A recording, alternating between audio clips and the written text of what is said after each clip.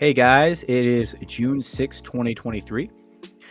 We're your hosts, Doc J and JD, and you are listening to the Full Court Press podcast. Let's run that intro.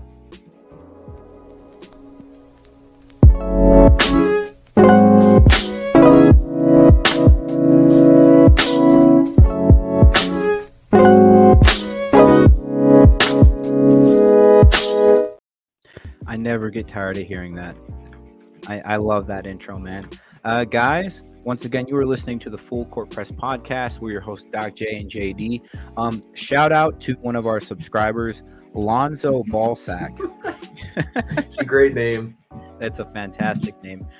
We asked you guys what you wanted to see, and this gentleman said he wanted us to do a Knicks offseason. So message received, my man. That's exactly what we're going to be doing today.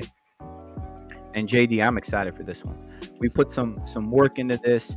We really did our due diligence on this one, and I'm excited to really just kind of break into this. Yeah, me too. I think that the New York Knicks offseason, there could be a lot of fantastic things going on. And I think that, you know, with the second round exit that they have, they're probably looking to potentially improve their roster or maybe even run it back. It's going to be a lot that we're going to be discussing today. Yep. And let's start with that wonderful slideshow we put together for you guys. All right. So during the New York Knicks offseason, these are going to be some of the topics that we're discussing. We're going to start with an overview, cap space, and then we'll just continue from there. We'll go into some Knicks rumors and what we believe the floor and the ceiling is for this team. Yeah, let's do this, man.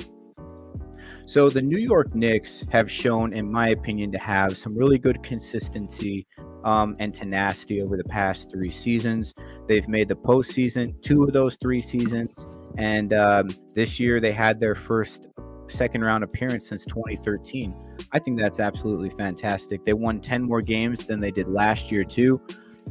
And I know that the fan base is loving what they're seeing. I mean, when it comes to the Knicks, I think they probably have one of the greatest fan bases, period, in sports, because those guys in New York, they are ride or die with the Knicks. They always have been. They don't care if the Knicks suck. They will rep them all the way. And I love that. I love that kind of passion. I mean, I love the Knicks, and I'm not even from New York. But something that really concerns me is Julius Randle. Now, Julius Randle is an all-NBA talent. That cannot be denied. 2 years in a row now, it's been all-NBA. Or was it? It was this year for sure. Yeah, let me last look year, it up the year real fast. before that, right? Anyways, he's had consecutive all-NBA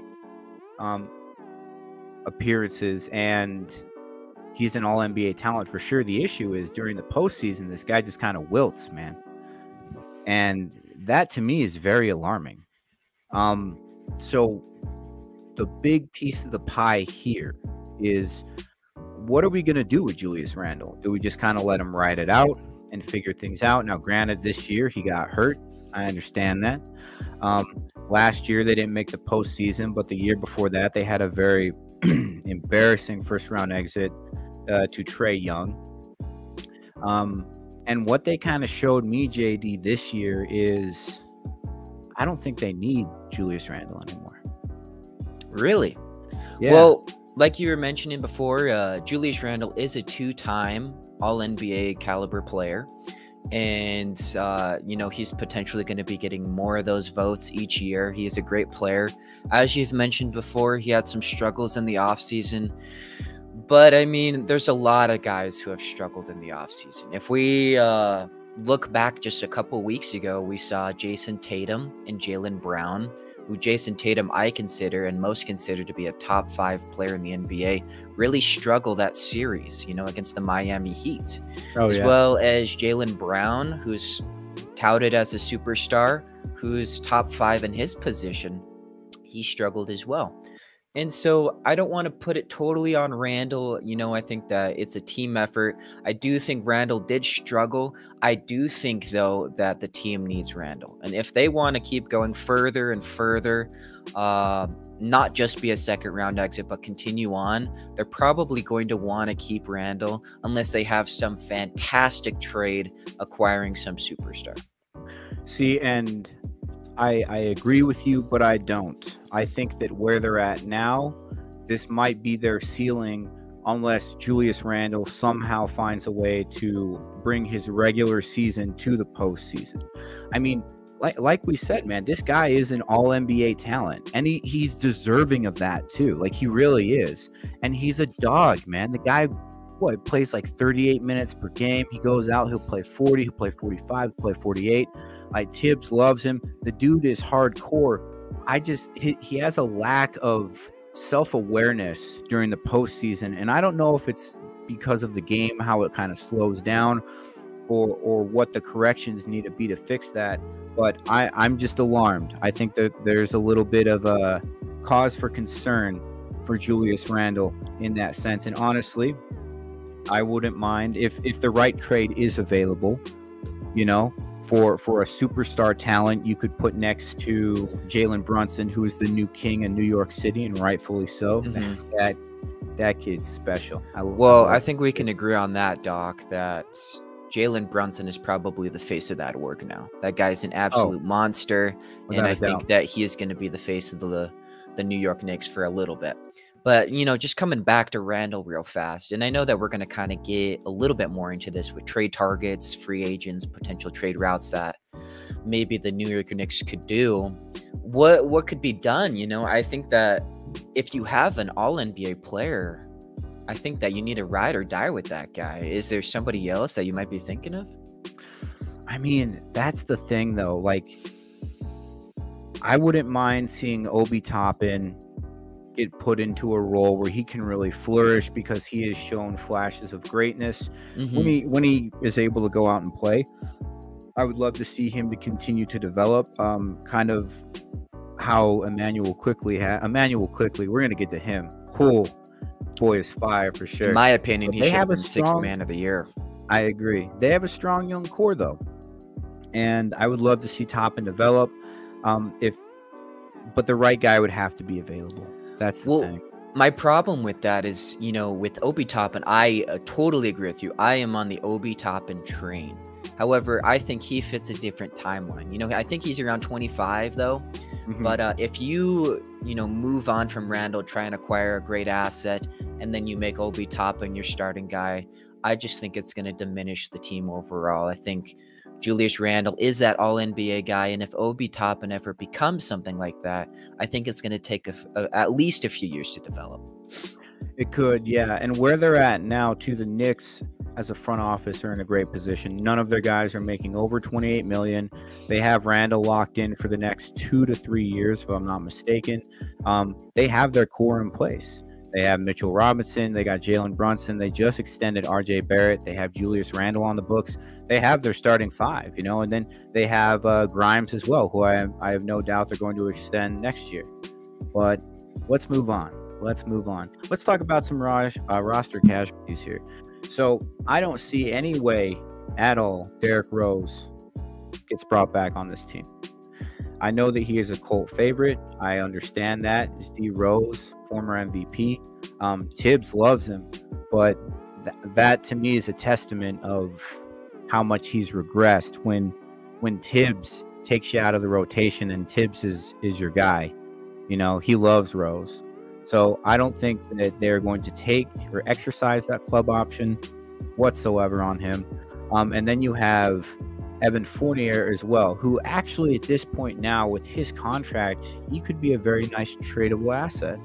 He's on an expiring $18 million deal. The next year is a club option, and so you can just waive that. You can make some salaries work with that guy. What do you think?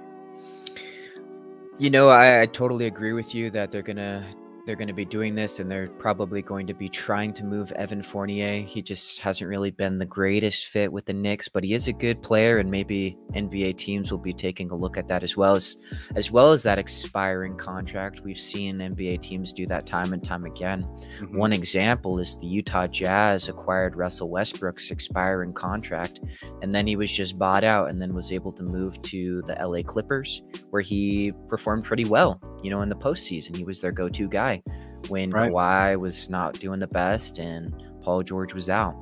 And so, things like that definitely can happen, and trades like that definitely can happen as well. In fact, I think per ESPN, wasn't Woj, it was Brian Windhorst, he's saying that the New York Knicks are probably going to be looking to get 2 real decent players alongside, their core that they have right now. And so I could definitely see these guys being potential move options, maybe even Obi Toppin. Yeah, and I mean, they have the assets to do it. The Knicks have 11 draft picks over the next 7 years. They have expiring contracts. They have young talent. They have a lot of pieces, just like the Jazz and OKC do. They have the capital to go after players that can help impact the team in a win-now situation. But Doc, I thought they were over the cap space. Were they not? Yeah, so here's the thing. With how the new CBA is going to work, which kicks off in July, they still have their non-tax exemption and they have their biannual exemption. So the non-tax for the Knicks is $12.2 million, which you can actually divvy up between other players. And then your biannual is just the $4.5 million that you can also use as well. So those are there for the team to use, because they are over the first apron, but you really don't get capped in terms of roster reconstruction until you hit that second apron, and that second apron kicks in at $179 million. Some teams that are way over that are you have the Boston Celtics, you have the Clippers, you have the Heat. The Heat are over that. And let's see, you also have the Warriors as well. The Warriors are over that as well. So just with how the new CBA is going to kind of work, I want to give some examples of these teams and some of the moves they wouldn't have been able to make this year if the CBA had taken effect. So the Kyrie Irving trade doesn't happen. There's no KD trade. Russell Westbrook is not bought out by the Clippers. There's no Dante DiVincenzo to the Warriors. Malcolm Brogdon isn't going to Boston, and he was their 6th man of the year. Can you imagine that, not being able to have him? And then there's no K-Love to Miami. So once you get over that second apron, you really get locked down in terms of what you can do with your roster. And so currently the Knicks are at $164 million. And so they're going to waive, I think they'll waive D Rose. That'll open up another 15, which is going to allow them to sign guys like Hart and extend quickly. I mean, that's just, it's crazy with these new CBA rules and how restrictive they can be. I mean, looking, as you mentioned, Malcolm Brogdon to Boston, who was 6th man of the year, huge. I mean, all of these are just like huge trades, huge pickups by the guys. I mean, Kevin Love to Miami. Duncan Robinson on a podcast came out and mentioned how huge and crucial Kevin Love was to the culture when he was picked up. And look at where they are right now. They're in the finals. And, I'm going to attribute that a little bit to like everybody who's going in, the coach, the staff, the players, but I'm sure Kevin Love had a great impact on there as well. And it's just, a lot of these can be restrictive, but, I also think that with the new CBA rules, they can be a little helpful with stopping super teams from happening. Oh, yeah. The era of the super team is done. It's over. You really think so? Absolutely. Because if you look, like Boston, I think is the best example of this. So you have 2 guys that are now like Supermax eligible, right? For $300 million and then $295. So pretty much over $600 million, right? Because I think Tatum was like 305 or 308 or something like that. But you're going to be paying both of these guys $600 million over the next 5 years. That's over $50 million a year, right? So that right there is $100 million of your cap space, and then you only have realistically like $79 million to sign another 13 players.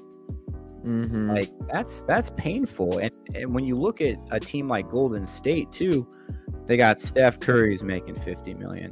Klay Thompson's making 45. Draymond Green has a player option for 25. Andrew Wiggins, I think, is making 24. Jordan Poole is making 30. You know, that right there, you're like 10 or 15 away from that second apron. So who are you filling those spots with? You know, a bunch of two-way guys from the G League and a bunch of like rookie contracts. I mean, we saw what happened to Golden State this year. Steve Kerr said this isn't a championship roster, and he was right. So I'm very interested to see how roster construction takes place. Yeah. I think a lot of teams are really going to try to stay under that second apron because it is just very, very inhibiting in terms of roster construction. It's painful, man. Painful. I think it's going to be very interesting when these CBA rules, have they been implemented yet, or are they being implemented this next season? They're implemented July 1st, right after the finals. Okay. Yep. I have a feeling that we're going to see some roster moves and some shakeups that happen in the upcoming weeks or months. Oh, I guarantee it. You know, this season. We're going to see a lot of high-profile guys become available, in my opinion. All right, now let's talk about some extensions. So Josh Hart, right? This was a great pickup for the Knicks. This guy is incredible. He ranked 3rd in rebounding and guards, just behind Luka and Giddey. He held opponents to 41% shooting in the 25 games he played with the Knicks. That stat covered over 100 different players, contesting over 250 shots since February till the end of the season, right? And Hart was in the top 10. So he rebounds. He's an excellent defender. And he's a dog, man. He just wants to come play and win. I mean, how can you not love a guy like that?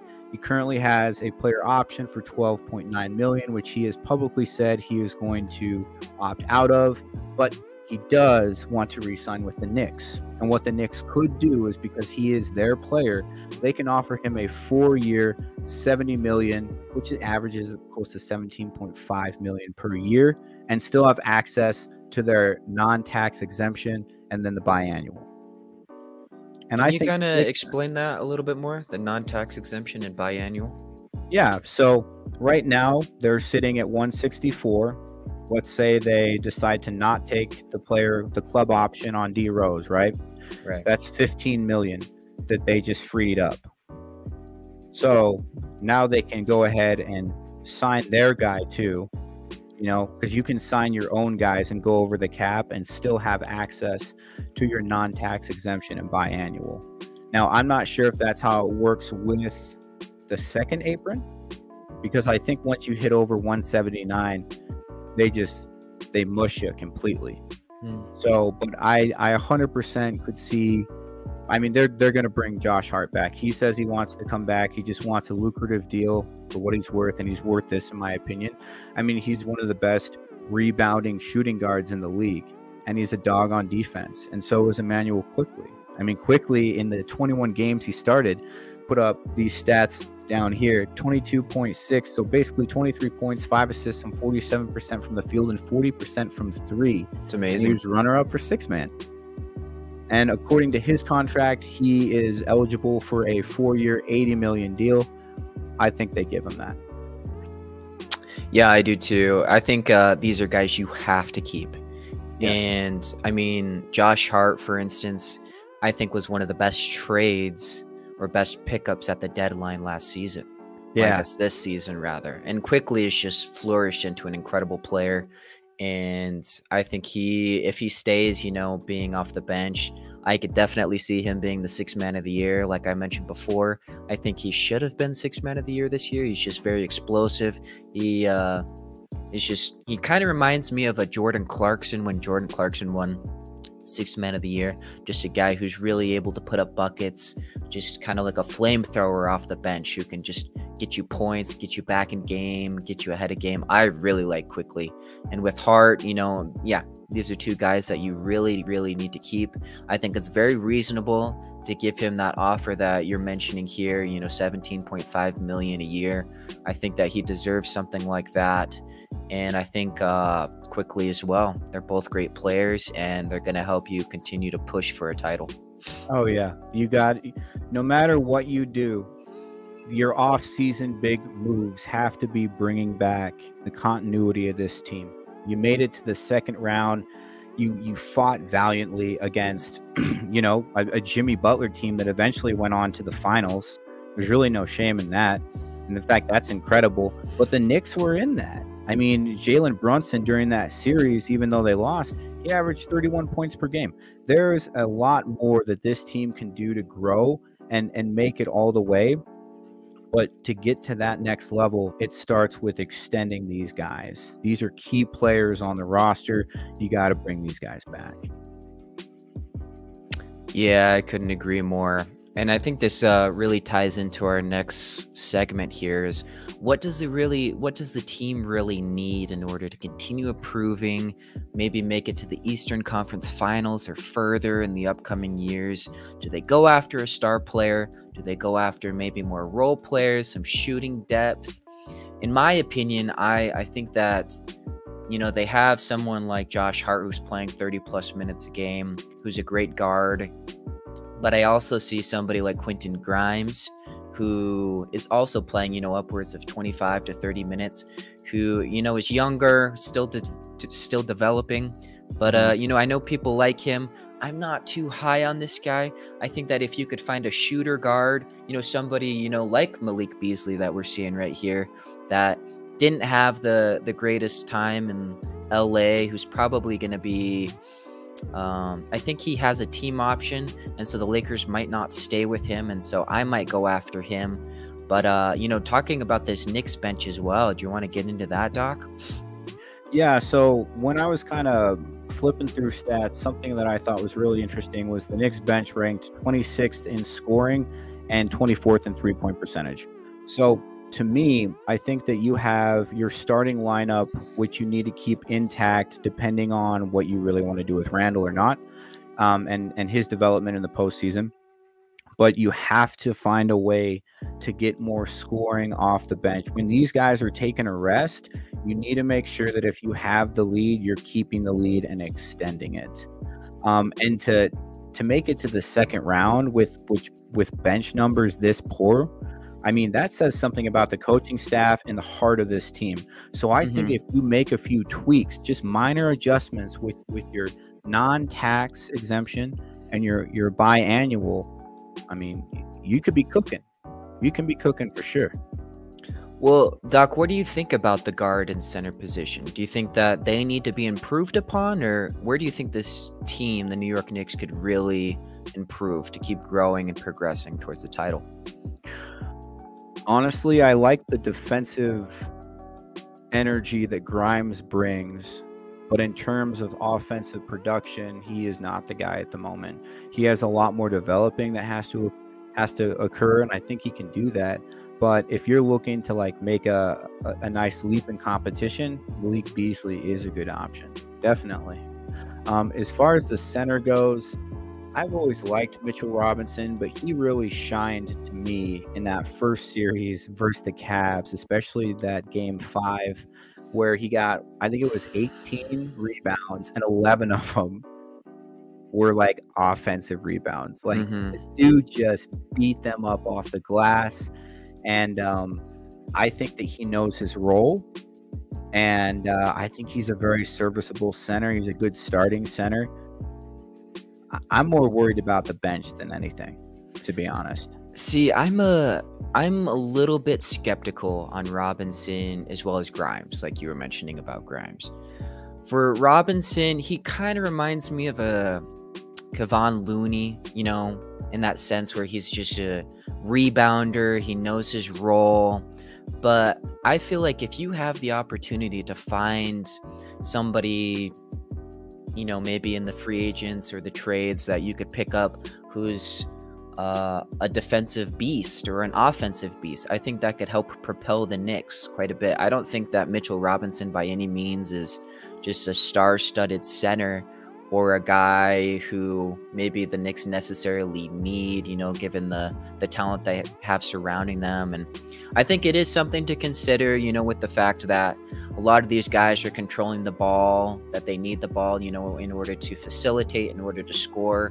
And so, in a sense, a lot of these guys, you know, for example, you have Jalen Brunson, who's a great facilitator, maybe needs the ball a little bit more. And so you need to not have a guy who maybe necessarily needs the ball as much. And that could be a case for Robinson. However, I think that if you find somebody who's maybe more of an offensive presence, I think that would be great for them. Yeah, I can see that. All right. So these free agents are just something that JD and I have kind of thrown together, looking at what could potentially occur with some trade rumors or possibilities. And I know a lot of these names are not sexy, okay? But as a Knicks fan, you got to remember, you don't have the sexiest cash to be thrown around at the moment. And really, you have a fantastic starting five. You just, in my opinion, you got to bolster up the bench a little bit with shooting. Guys like Malik Beasley, Joe Ingles, George Niang, DiVincenzo, those are guys. I mean, Seth Curry as well. Even Jay Crowder. These are going to be guys you can afford who are going to give you that kind of spark off the bench shooting wise that you need. Joe Ingles is a career 40% three-point shooter. George Niang is a career 40% three-point shooter. Seth Curry is as well. All of a sudden, let's just hypothetically say you grab three of those guys, right? And you have Hart, who isn't the best three-point shooter, but he's going to rebound the ball for you. And then we know quickly shoots 40% from three. All of a sudden, I guarantee you're not 23rd anymore or 24th in three-point percentage. I guarantee that shoots up a ton. Now, Dillon Brooks is on here. And I want our New York listeners to just hear me out on this, okay? Because I understand there's a lot of hate for this man. And honestly, it's warranted. Like, you can't go talking trash to LeBron James and expect to not be biting off more than you can chew. He could not rise to the occasion. He took on this very trash talky persona, very Dennis Rodman-ish, you know, even kind of Draymond Green-like, but a lot crazier, a lot more wild. And not the talent to back it up. That's right. However, with that said, love him or hate him, this guy's value is never going to be cheaper than it is now. You can basically get this guy at all $1 because there's no way his agent isn't ripping his hair out and telling him, look, you're going to have to earn your next contract if you even get one, or you're going to be playing with Jimmer Fredette in Shanghai. So I'm sure that Dillon Brooks is smart enough to be aware that he is now playing to show his value, because the NBA, playing in the NBA is not a right, it's a privilege, and you have to show your value if you want these high dollar contracts, right? So, and even with the way he was somewhat scapegoated in Memphis, all of his players, all of his teammates love him. Jaren Jackson Jr. just did a podcast with Paul George and talked about Dillon Brooks and how he would ride or die with that guy no matter what. So even though he comes off as one of those guys who you hate if he's not on your team, but you love as like a cult favorite if he is, I think that you could pick him up for ridiculously cheap. He's going to help bolster the defense, and Tibbs is not going to take any of that guy's shit. Like, let's just be honest here. Tibbs benched Kemba Walker. Okay? Like, he benches dudes out of the rotation if you don't play the way he wants you to play. He commands respect. All this crazy, like, all these wild antics that Dillon Brooks was performing, he's not getting away with that with Tibbs in New York. This could be a perfect redemption story for him. What do you think?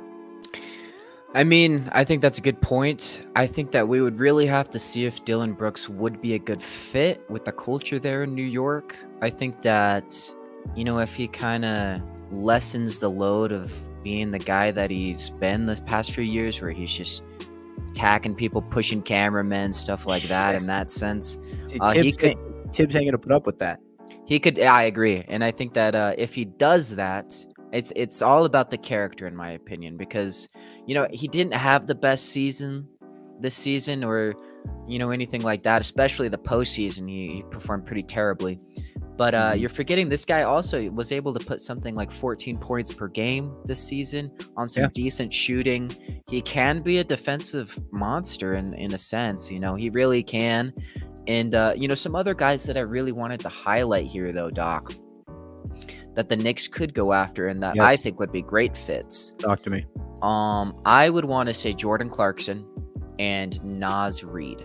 Now, Jordan Clarkson is coming off the best year efficient-wise, as well as assists and rebounds, of his entire career. He's really become a good facilitator, and, you know, he's still able to, you know, score a bunch of buckets. And so I think that he's coming out. He's opted out of his contract in Utah, and he's going to be looking to, you know, get as much money as possible. I think that it's reasonable to give him something like 20 million, 18 to 20 million. At least a team, I think, will do that. I think the Knicks could possibly do that, and it would bolster their bench if he's coming off the bench. He would be such a force to deal with, maybe alongside Quickly. Maybe that's the only issue, is that those two maybe play a similar position, and so we would have to take a look at that. However, Naz Reid, in my opinion, whether he is coming off the bench or he is starting, this guy was really great for the Minnesota Timberwolves. He is also an unrestricted free agent, and he was only at $2 million. I think you could easily give this guy, you know, somewhere around 10, 12 million. And he was, you know, putting up great numbers. He was very efficient as well. He's a great guy off the bench. He would be an incredible center or power forward off the bench. And in my personal opinion, this might be a hot take, I think that he could be a good starter, you know, for the Knicks as well. And so those are some guys I would consider. You know, we listed Zach Lavine, Kristops Porzingis. Zach Lavine has mentioned that, you know, of all the trade destinations or places that he would like to play in, he would love New York. And who doesn't? You know, whenever people go to New York and they play at Madison Square Garden, it's just like an absolute different atmosphere. You know, and we're going to get into that a little bit later with some of the players that we're talking about. But, you know, Kristops Porzingis in particular, he has mentioned, you know, with Mark Medina of NBA.com that it was just a dream come true playing in Madison Square Garden. It was such a special place. And he said, at that moment, I thought it was like that on every team. You know, so he's implying that it was one of his favorite places to play, if not maybe his favorite. And so this guy is also, I believe, an unrestricted free agent, or rather, I believe he is an unrestricted free agent. He could be, you know, the centerpiece that maybe the Knicks need. And he's coming off a great year. He's probably had one of the better years of his career this season. And so, you know, he's continuing to develop. He's continuing to be that player that maybe the New York Knicks had hoped for when he came initially, and maybe he's wanting to come back. Yeah, I think the only issue with getting a high-profile guy like Zach or Kristops is you're going to have to part with either a ton of draft capital, Evan Fournier, and maybe like Obi Toppin to try to make the salaries work, or Julius Randle. But I mean, Zach Lavine has come out. He said that New York would be a destination he would love to go to. And, you know, the Knicks, once again, guys, we're not saying or reporting that the Knicks are doing this, but what we are saying is if the Knicks wanted to take a big swing on someone, they could. They have the draft capital, they have the expiring contracts, and they have the young talent. They have all the assets teams are normally looking for when they're trading their players. I mean, let's say Dame Lillard becomes available. Guess what? New York can probably put together a better package than anyone else outside of Utah and Oklahoma. You know, let's say Donovan Mitchell is like, okay, I'm done here. They could do the same thing. Let's say Jalen Brown says, no, you know what? I'm not getting what I feel like I'm deserved in terms of my contract here in Boston. These are all hypotheticals, once again, guys. But the Knicks are in a great place to put together a very robust package for a star. They definitely could if they wanted to. And that's the whole reason why Leon Rose was stockpiling all these draft picks to begin with. He's been waiting for a disgruntled star.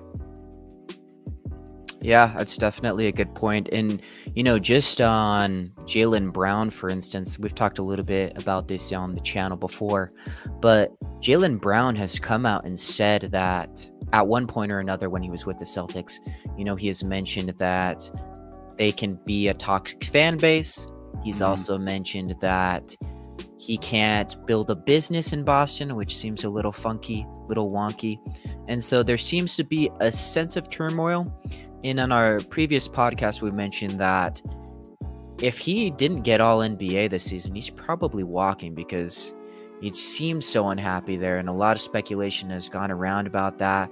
But he was able to get that all NBA and he's going to get a huge contract. So one can only assume that he's going to be staying there unless maybe the Boston Celtics are willing to trade him to try and get, a huge guy. There's potential to be made, and we're just going to have to see with these CBA rules and the upcoming season what really happens. Oh, yeah. No player in NBA history has ever turned down a Supermax because that would be insane. That would be bonkers. Be crazy. All right, let's move on. All right, let's talk about some Knicks rumors. All right, lead the way, my man. Lead the way. As we kind of mentioned before, Kristops Porzingis may be a target for the New York Knicks. And, with I mentioning before, NBA.com, he was speaking about it, how it was one of his favorite places and that he thought everywhere was like that, but it's really not the case. And so there is some merit to this rumor here that maybe he does want to come back and maybe the New York Knicks would do something to try and make that happen. Another one we've been seeing is Obi Toppin to be traded. And Obi Toppin really hasn't gotten into the rotation. I think he's got a lot of potential, but he's still playing behind Julius Randle, who plays upwards of, 35 to 38 minutes a game.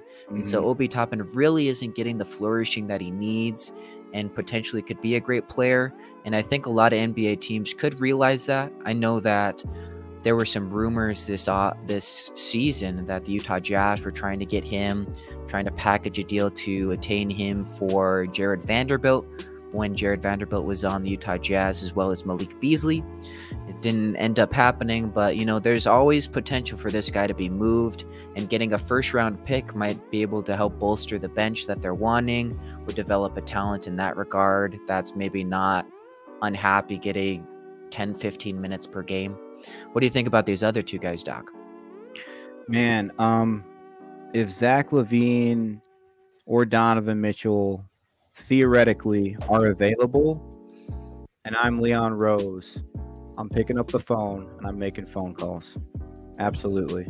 I saw an article, just to backtrack a little, that said that the Pacers had a loose framework in place with New York for Obi Toppin for Chris Duarte straight up, which I thought was pretty interesting, which means, and I think that kind of proves the point you said earlier, that they probably are looking to upgrade offensively at the shooting guard position.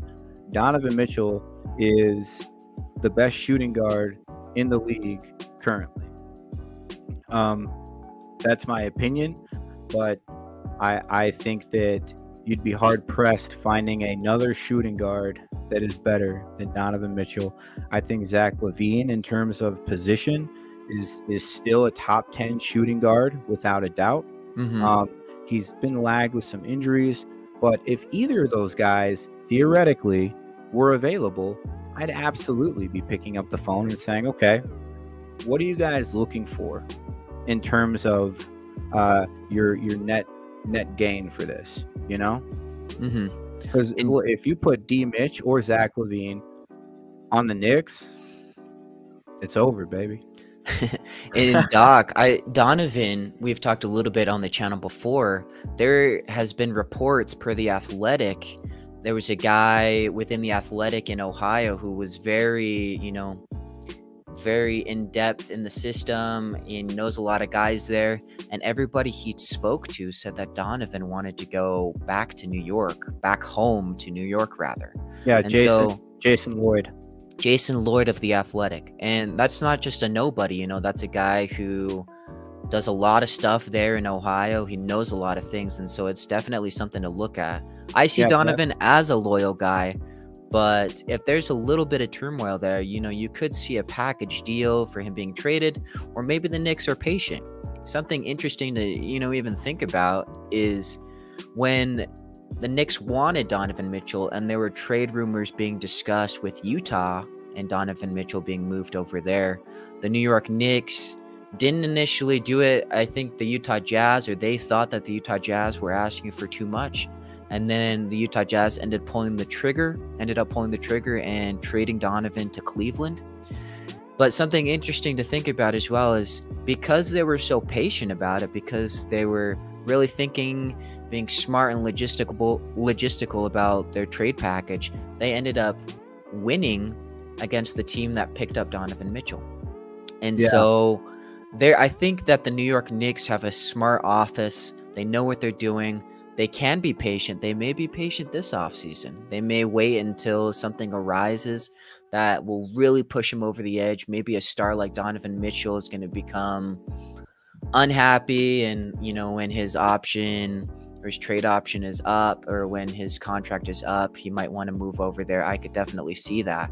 But I want to ask you, Doc, what do you think is likely to happen among these four? Like, for example, Zach Lavine, what percentage do you think out of 100 do you think this could actually happen, as well as the others? All right, well, let's start from the top. I think the Kristops Porzingis trade target is probably 25%, just because he commands such a massive salary, and he would be their highest paid guy. And their pillar right now, the face of the franchise, is Jalen Brunson. That guy, no one should be making more than that guy. The Obi Toppin for a first-round pick, or a player like Chris Duarte, I think that's more like a 70, 75, even 80%. Wow.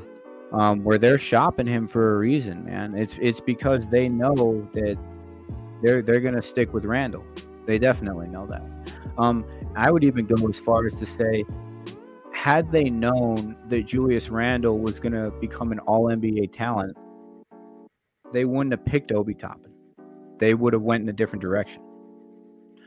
I don't think that the Donovan Mitchell one, even though Jason Lloyd reported this, and I love The Athletic, I don't think there's any way the Cavs ever do business with the Knicks for Donovan Mitchell. I think if Donovan goes and eventually plays for the Knicks, it'll be when he opts out of his final year in his contract. I saw his Instagram not too long ago. He's putting in work with Darius Garland. I think Donovan likes the fact that he is the leader of this young team.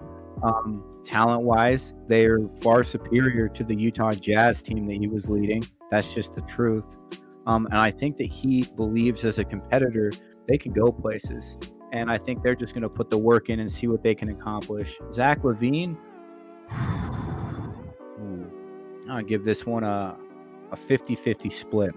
Wow, that's high. I've heard a lot of rumblings that the Bulls are done with this roster. And they're looking to move on, and they're looking to break things up and shake things up. I would not be surprised if Portland, was somehow connected to the Bulls. I wouldn't be surprised if New York was. I mean, when you have a guy, one of your franchise pieces like Zach Lavine, coming out and publicly stating, well, if I was traded, these are the places I would like to go. To me, that says a lot of that is happening behind the scenes. Where there's smoke, there's usually fire. And I could see, this marriage just kind of ending for Zach and the Bulls. Yeah. I mean, the more you think about it, if the Bulls are trying to potentially break up their big three and Zach Lavine saying things like that, I think it definitely adds some credence. Although with the Donovan Mitchell stuff, I think I might be a little bit higher on this potential trade package than you might be. With Donovan Mitchell coming out, with these reports, I don't think it gives it enough to really push it over the edge. However, he's also said stuff where I believe he was on a podcast and he mentioned in game 3 when they came out, the noise, the fans, he was just so geeked out about it. He was just excited to be there. He's even mentioned in Utah that it's one of his favorite places to play. It almost seems so apparent that he wants to go there. It's almost inevitable, in my opinion. Now, do I think that he'll be traded to the New York Knicks? I actually think this might happen, because if he's so willing to go to New York, or that he's made it very vocal that he might want to go to New York, then, when his contract is potentially expiring, I could see New York trying to make a deal, or at least Cleveland trying to make a deal with New York to try and get as many assets as they can instead of just losing Donovan for nothing. Fair, very fair. Interesting perspective. I like that. All right, do we have anything else we're covering? Perfect. The floor, the ceiling for next season. All right, with this, I think obviously the floor this year was they were a second-round exit, but they were a second-round exit. I think there's still a positive way to spin on that. I mean, the New York fan base hasn't been this excited for the Knicks in years. Like we said, this is the first time they've made it to the second round since 2013. That's 10 years. That's a long time, man. I think that if they find ways to fine-tune their shooting off the bench and keep their core intact and find a way to work on the continuity of Jalen Brunson and Julius Randle and RJ Barrett, who's a great third option, I think that they're going to consistently make the postseason. I could see them, if they fine-tune their roster, I could see them, and barring any injuries, I could see them making the ECF or the finals. But as of right now, with this roster, they'd just be another second-round exit. They got to fix their bench scoring, man. They have to. What do you think? Well, I'm gonna go as far as to say, with the moves that they've been able to do this past season, the seasons before, the developmental programs that they have there, I think that it's very likely that the Knicks are going to be looking to acquire more assets, more players with shooting depth, maybe get some better, positions at the center and the guard to really push him over the edge. I don't see them moving Randle, despite I remember Randle mentioning, some things. If you want to go into that as well, Doc, I think it added a little bit of turmoil. Do you remember that? Yeah, I mean, the thing about Julius Randle is, like, love him or hate him, the guy is an all-NBA talent, but the fan base will either worship you or burn you with the cross. And there have been multiple times where Julius Randle has flipped off the New York fan base in interviews talking about, I guess we just didn't want it enough, which I don't directly quote me on that, but I know that in this last post-exit interview, he said something that really pissed their fan base off. You just can't be saying things like that to the New York fan base. You can't be flipping them off. Like, there can't be any bad blood there. You can't be pulling a Kyrie Irving. Yeah, and to piggyback off of that, Doc, I've seen him yell at multiple players, including Emmanuel Quickly, where they were just really getting into that. And I think that in a sense that could be just showing there really is some turmoil behind the scenes. However, I think you ride or die. You're probably going to ride and die with Julius Randle. You want to continue progressing. I think he is the guy. I think he's going to continue at least getting some all-NBA votes. And so he's a great player at his position. Jalen Brunson is a great player at his position. As long as they add a little bit of depth, which I think they will, they're going to go at least their floor, in my opinion, will be a second round, and I think that their ceiling could be Eastern Conference Finals or the finals in the upcoming years. Very nice. I'll tell you this, man. If Jalen Brunson gets snubbed one more time for All-Star, or some sort of All-NBA selection, Havoc. yep, the fans are going to riot. How could you not? This guy is playing in one of the biggest franchises in the world, and he is not getting any recognition at all. And that is insane to me. It's almost like he's playing in Utah, man. Like, no one ever talks about us, but New York is freaking New York City. Like, Jalen Brunson's out there getting you 25 and 6 on any given night. How are we not talking about this guy more? What, because his pedigree isn't that high, because he wasn't a first-round draft pick? You know, like, it's just insane to me that this guy doesn't get the respect he deserves. But New York, Doc J and JD, we love Jalen Brunson. We give that man his flowers. We respect that guy. He is a hell of a point guard. Couldn't agree more. Do you have anything else you want to mention? This was a lot of fun. Guys, thank you so much for listening. Once again, want to give a shout out to Alonzo Balsack, the guy who commented and said, I want you guys to do an off-season for the Knicks. Lonzo, we hope you enjoyed it. Thank you so much for listening, guys. This is the Full Court Press Podcast. We're your hosts, Doc J and JD. We'll catch you next time.